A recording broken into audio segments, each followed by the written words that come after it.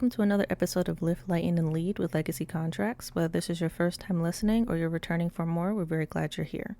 This is a space for attorneys who want more than just efficiency. You want clarity, purpose, and lasting impact in the way that you practice law, serve your clients, and lead your firm. Our mission for this platform is to simply lift the burden, lighten the load, and help you lead with clarity. Through practical insights, thoughtful guidance, and honest conversations, we explore what it truly takes to not just build a better firm, but a better way to work. So if that's the kind of growth that you're after, you're in the right place.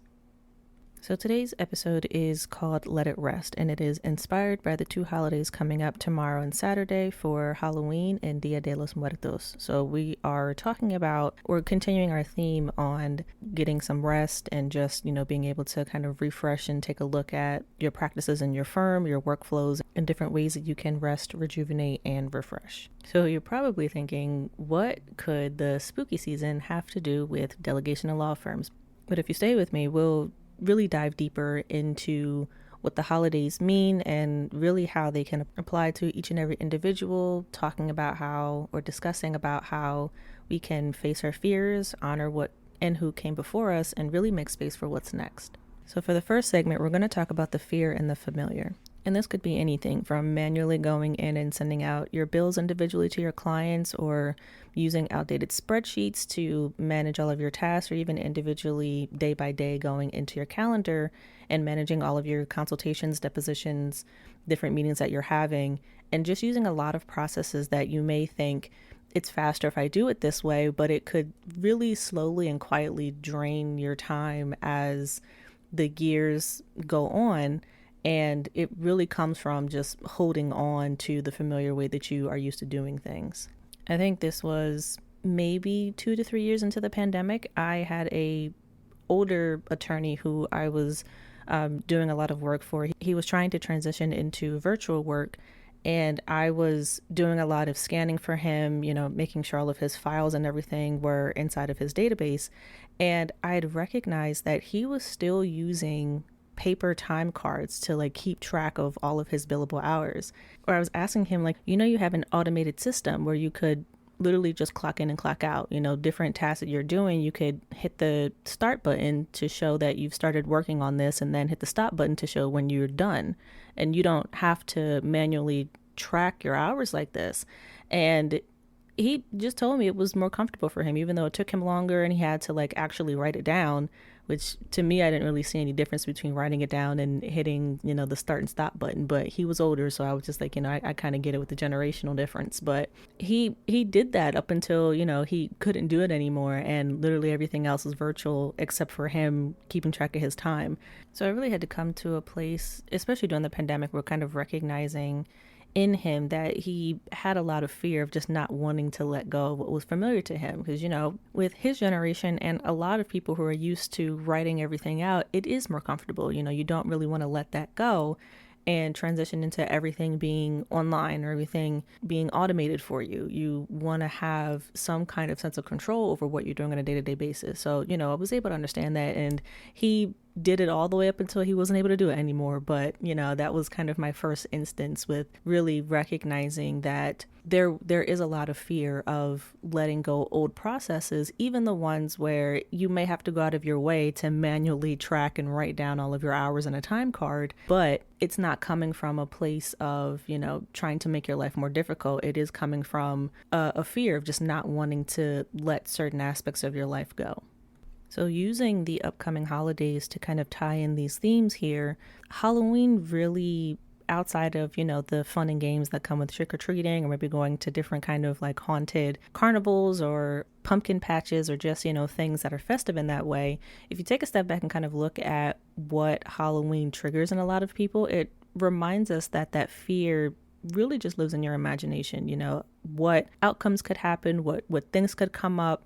And tying that into legal work and law firms, a lot of these things that people hold on to could bring up that fear, but for the most part, it lives in your imagination. And this isn't to discredit all the people who go above and beyond to really bring Halloween to life, those who are scare actors who enjoy their jobs, or those who work at, pumpkin patches or do any type of Halloween themed things. This isn't a takeaway from what they're doing. They are actual people who are, trying to bring the holiday to life in whatever capacity they're doing that in. But this is to just use to really tie into the theme that fear in the familiar, or fear in general, comes from or is rooted in your imagination. And this leads us into our second segment, which is talking about the myth of control. Because true control, if you look at it from the core and its foundation, isn't about holding on tighter. It's really about building systems sturdy enough to trust other people with what you're trying to do or the work that you have on a day-to-day basis. And if you look at fear from the root of its cause, or even just control in general, often what we fear of losing control over is already controlling us in some way, shape, or form. So the core is trying to build trust through systems and doing that with the sense of clarity, because clarity can create that confidence, and confidence allows us to be able to release things a lot easier. So with holidays like Halloween, we can learn to really take those steps to face what we fear.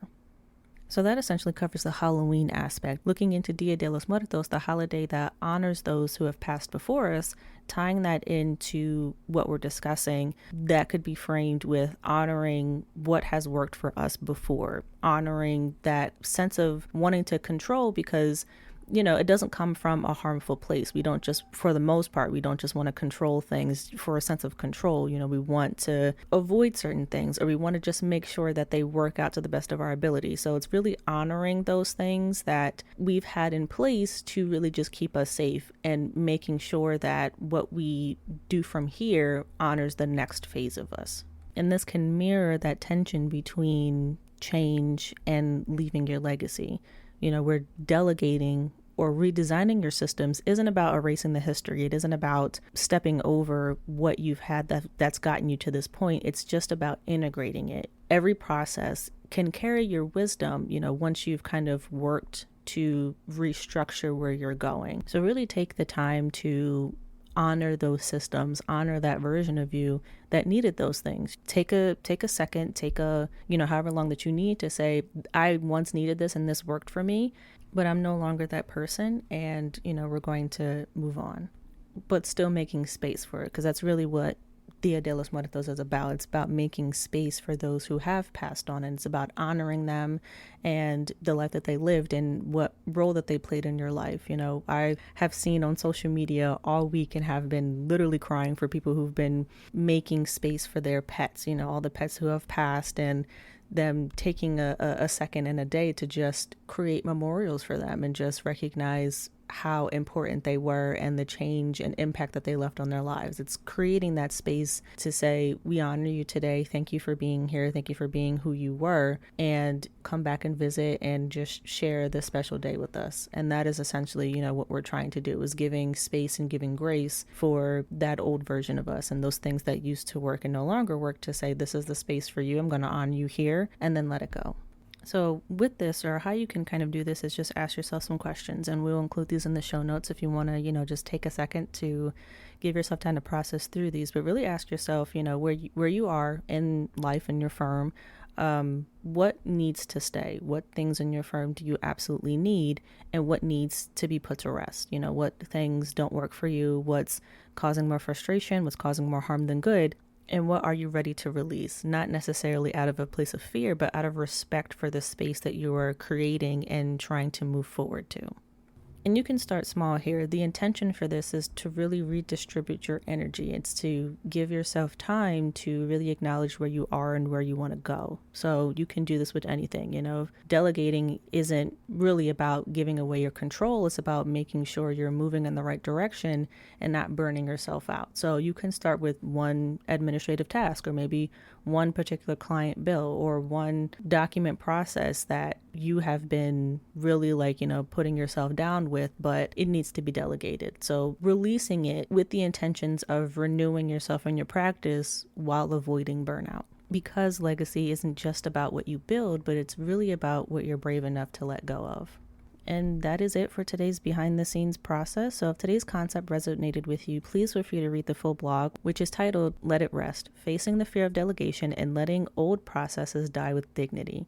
Or you can listen to the audio version of the full blog on our YouTube channel. Here on this podcast, we'll delve deeper, exploring the concepts, culture, and practices that help you build clarity through calm. We hope today's insights help you practice with more calm, confidence, and clarity. But remember that law firms aren't built overnight. They're built every day you choose to grow. Happy Halloween, everyone. Feliz Dia de los Muertos. This is Legacy Contracts, and until next time, keep leading with clarity.